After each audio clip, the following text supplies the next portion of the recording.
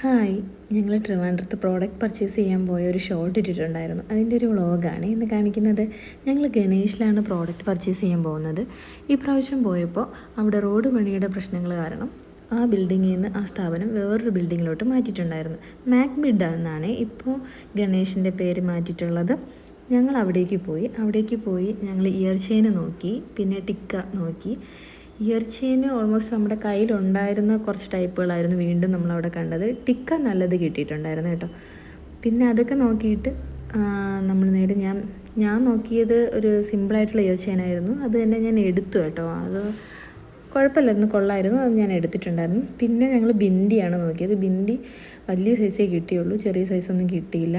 ഇപ്പോൾ almost brides എല്ലാം ചെറുതാണ് വെക്കുന്നത്. അതുകൊണ്ട് തന്നെ നമ്മൾ പിന്നെ അതെടുക്കാൻ നിന്നില്ല, വേറെ നോക്കാമെന്ന് വിചാരിച്ചു. പിന്നെ കുറച്ച് പേഴ്സണലായിട്ടുള്ള ചെറിയ പർച്ചേസും, പിന്നെ എനിക്ക് പാർലറിലത്തേക്കും കുറച്ച് ടൈപ്പ് സാധനങ്ങൾ എടുക്കണം, അതൊക്കെ എടുത്തു.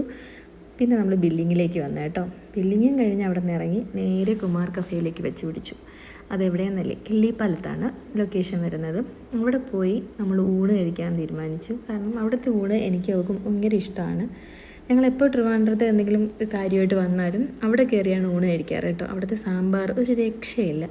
ഞാൻ സാമ്പാർ കൂട്ടിയാണ് കേട്ടോ ഊണ് കഴിച്ചത്. അവൾ പരിപ്പും പപ്പടമൊക്കെ വാങ്ങി അതൊക്കെ വെച്ച് കഴിച്ചു. പിന്നെ കൂടെ പ്രഥമനും കിട്ടിയിട്ടുണ്ടായിരുന്നു. പ്രഥമൻ കഴിക്കുന്ന ഒരു വീഡിയോ ആണ് ഇപ്പം നിങ്ങൾ കാണുന്നത്.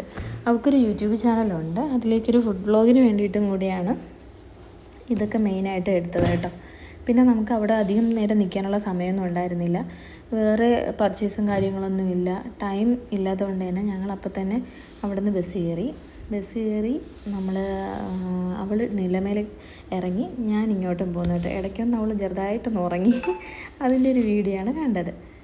അപ്പോൾ എല്ലാവർക്കും ഇഷ്ടമായെങ്കിൽ ലൈക്ക് ചെയ്യുക, കമൻറ്റ് ചെയ്യുക. കൂടെ തന്നെ നിങ്ങളൊന്ന് സപ്പോർട്ട് ചെയ്യുക, ഞങ്ങളെ എന്താ പറയുക, സബ്സ്ക്രൈബ് ചെയ്യണം. Okay, thank you.